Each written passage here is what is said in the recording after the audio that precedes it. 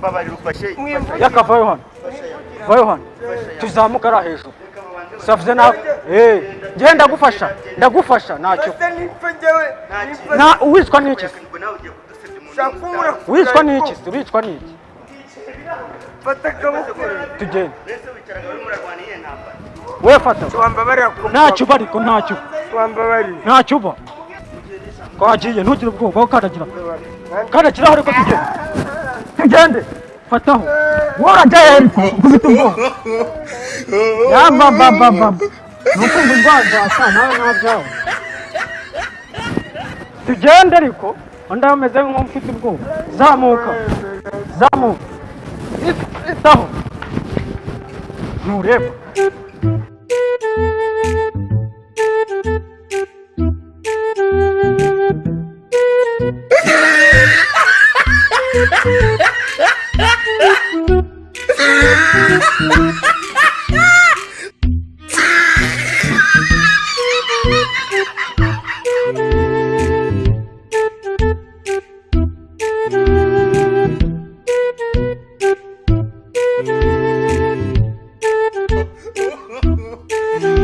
Inshuti bakunzi ba Maxime TV nizere komeze neza cyane aho muri hirya no hino hatandukanye mwamaze kubibona ibintu bibereye ahangaha kwa Makuza Peace Plaza Peace Plaza mwabonye ko ni ibintu bidasanzwe yaka mwana. How are you? Sure.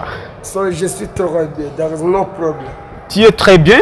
Je suis très bien, je suis convenable vraiment chaque jour.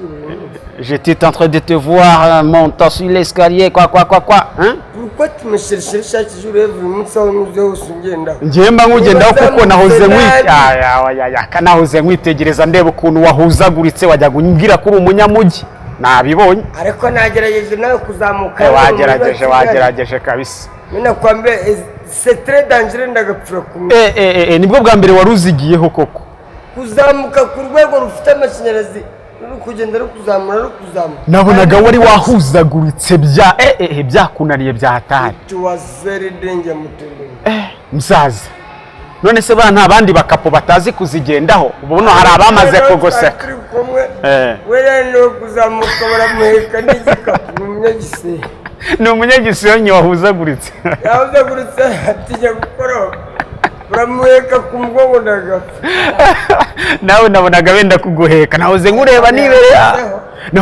nibereye hanga nkavuga se uraniyaka wa munyamugi najyaga mbona korona nihaze segonzo muri ahubwo nyibwirire ejo bundi bari bagufunze wari ubonye uko woga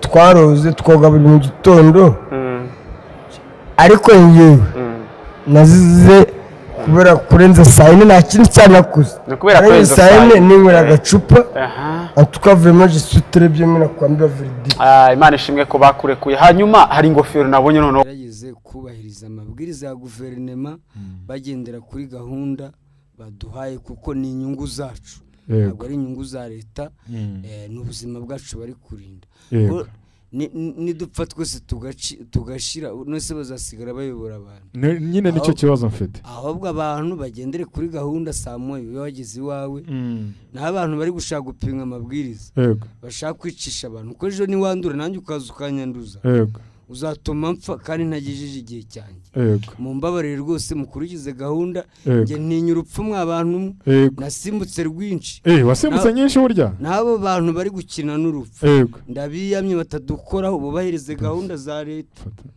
mw'abantu mw'abo bantu bari gupinga bari kwanga kwambara agapfukamunwa bari kwanga gukaraba abo bantu bagiye babakubita rwose bajya bakubita nese umuntu kubona wanga gukaraba mu ntoki ubwo wajya muri dushe koko umuntu utabasha gukaraba mu ntoki ntabwo yajya muri dushe ubwo yatinyuka muri dushe kusukaho amazi umubiri wose ubundi ibyo bintu byashoboka koko gutinya gukaraba mu ntoki koko hari umutepeje wundi baherutse gufunga yanze gukaraba ibaze kuzira kwanga gukaraba mu ntoki nanga ukazira kwambara agafukamunwa ukambaye wabiki na Trump arakambaye ari perezida wa Amerika nkanswe ingegera Pombafi mbobo ya hano yanze kwambara agafukamunwa wabiki ntabwo urara muri stade wundi wowe narayemo kuki waraye nari nakamanuye nibagiwe bandazamo iyo story byagenze gute wari uri he nari ngiye kureba indaya yanjye ntago nabivuga kujya kurana ni nk'umukarara muri stade wicaye imbere kagukubita nafite n'amafaranga nari nahembwe mu butumwa bugufi. wari ufite angahe icyo gihe?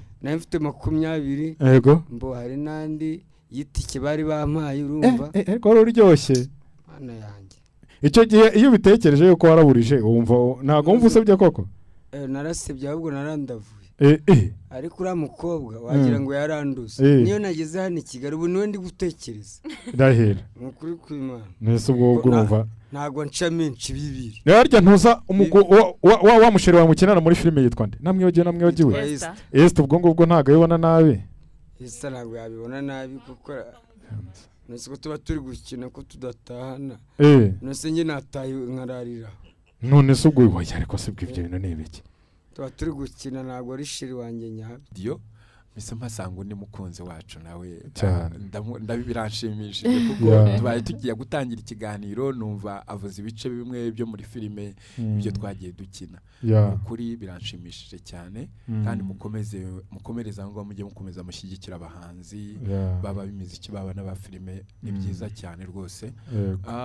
Nkaba rero ngiye kuri noneho kuri public uko abantu babona iyi filime.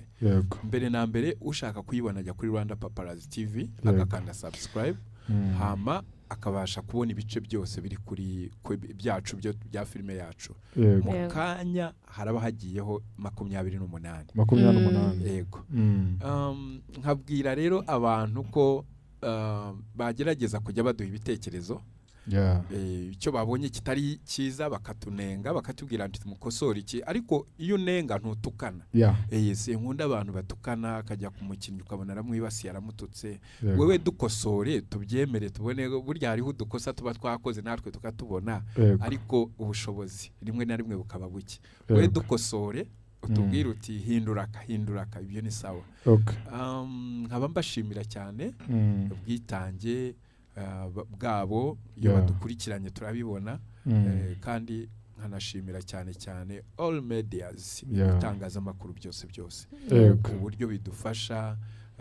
Nifuza kugumana namwe mwese dukorana kandi abakinnyi banjye nta muntu mpambiriye nkuko natangiriye bibabwira uwo mushaka mujye mumenyesha mubahe mu mukoresha interview. Urakoze cyane ngo ngaho genera ubutumwa mugenzi wawe mukora akazi kamwe wabashe kukurakarira niba uri bumusaba imbabazi Asia agira icyo umubwira. Icyo nabwira Asia yaba ari inshuti ye ari kumva Vision Radio cyangwa se nawe ari kumva namubwira nti umukinnyi biba byiza ko yajya mushime mbega niba yamukoresheje ko yamushimira iterambere yamugejejeho hatari kuvuga ngo umukinnyi atandukanye nawe avuga makimbirane y'amafaranga ko yamwambuye akavayo avuga gutya. Donc niba turi aba filmmaker tumrangwe no kugendana neza n'abakinnyi badukinira twumvikane nabo niba budafite amafaranga burya yimubwira akabyumva ariko mbega yikuremo ikintu niba ari shyari niba ari uguhambira umukinnyi. Numvise ko hari n'undi yarokise wundi mushyashya imbeba y'inzungu nawe anakenera gukina